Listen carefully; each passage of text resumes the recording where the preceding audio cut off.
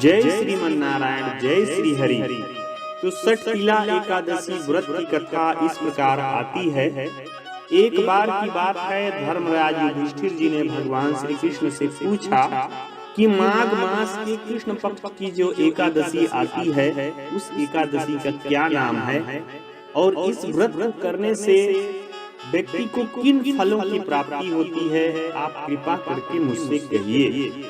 तो भगवान श्री कृष्ण कहते हैं कि एक समय की बात है, दालभ्य ऋषि ने पुलस्त ऋषि से पूछा कि हे महाराज, पृथ्वी लोक में मनुष्य नाना प्रकार के पाप कर्म करते हैं, पराय धन की चोरी करते हैं, दूसरे की उन्नति देखकर जलते हैं, ईर्ष्या करते हैं, साथ ही अनेक प्रकार के व्यसनों में फंसे रहते हैं, बुरे कर्मों में फंसे रहते हैं, फिर भी उनको नरक की प्राप्ति क्यों नहीं होती है?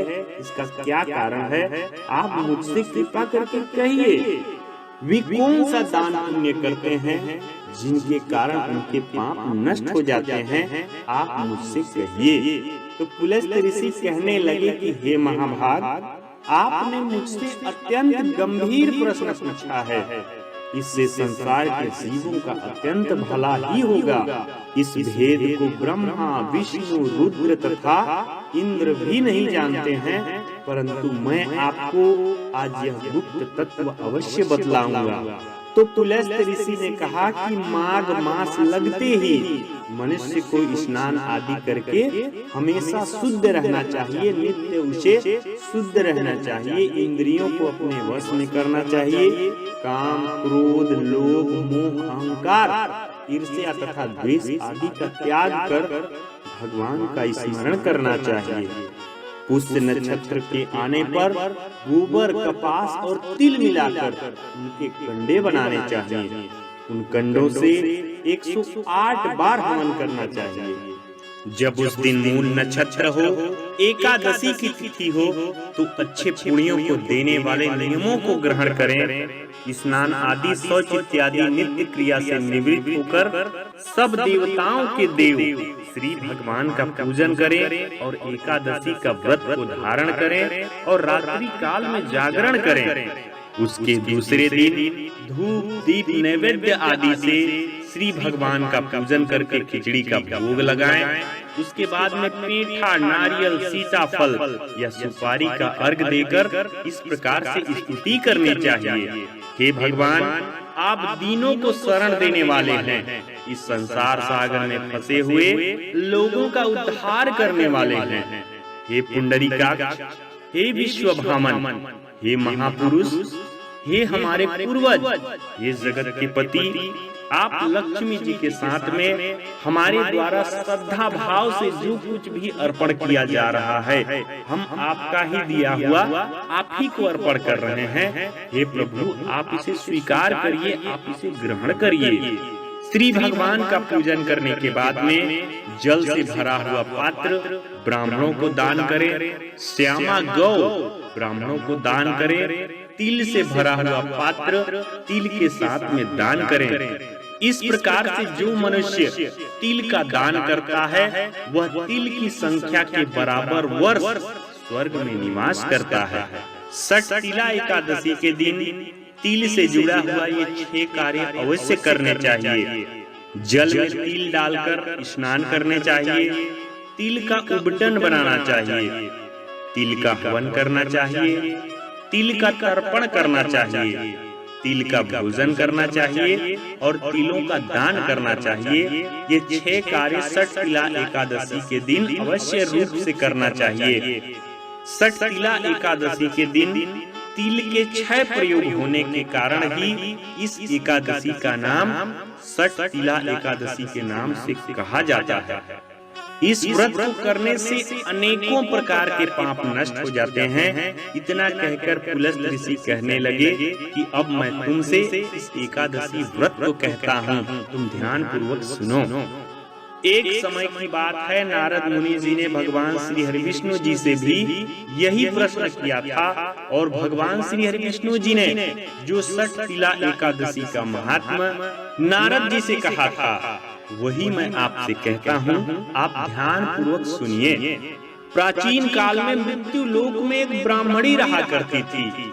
वह सदैव व्रत किया करती थी। एक समय की बात है, वह 1 मास तक व्रत करती रही। इससे उसका शरीर अत्यंत दुर्बल हो गया। यद्यपि वह अत्यंत बुद्धिमान थी, लेकिन उसने कभी देवताओं या ब्राह्मणों के निमित्त अन्य धन का कभी दान नहीं किया था। तो भगवान श्री हरि विष्णु कहते हैं कि इससे मैंने सोचा कि ब्राह्मणी ने व्रत आदि से अपना शरीर को शुद्ध कर ही लिया है, अब इससे विष्णु लोक की प्राप्ति हो जाए, परंतु इसने कभी अन्न का दान नहीं किया है, इसलिए इसकी तृप्ति होना जरा कठिन है। तो भगवान ने आगे कहा कि ऐसा सोचकर मैं एक भिखारी के वेश में मृत्यु लोक में उस ब्राह्मणी के पास में गया और उससे भिक्षा मांगी। तो अब ब्राह्मणी बोली कि महाराज, आप किस लिए आए हो? मैंने कहा मुझे भिक्षा चाहिए। तो इस पर उसने एक मिट्टी का ढेला मेरे भिक्षा पात्र में डाल दिया और उसे लेकर मैं अपने लोक को लौट गया। तो कुछ समय बाद में ब्राह्मणी भी अपने शरीर का त्याग कर उनको स्वर्ग की प्राप्ति हुई।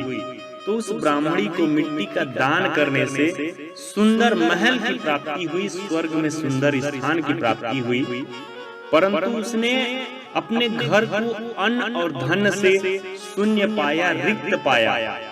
तो घबरा करके वह मेरे पास में आई और कहने लगी कि हे भगवान, मैंने आपका अनेक प्रकार से व्रत आदि से आपकी पूजा की है, परंतु फिर भी मेरा घर अन्न आदि सब वस्तुओं से शून्य है, रिक्त है, इसका क्या कारण है?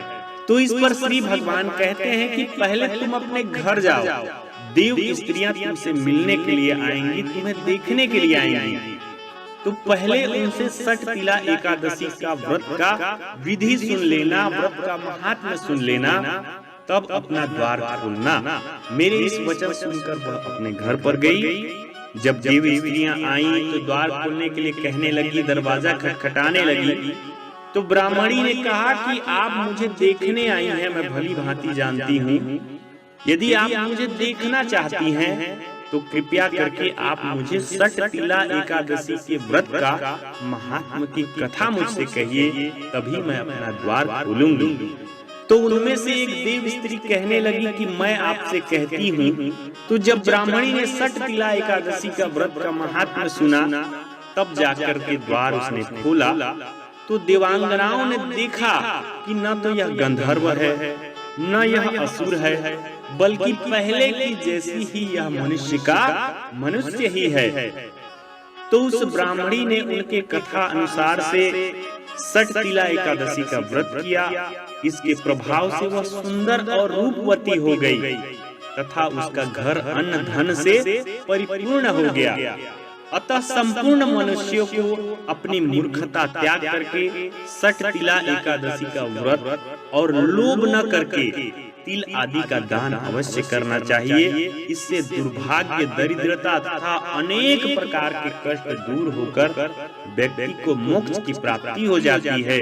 अतः आप भी पूरी तरह से प्रयत्न करके अपने जीवन में सठ तिला एकादशी का व्रत अवश्य करें। जय श्रीमन नारायण, जय श्री हरि।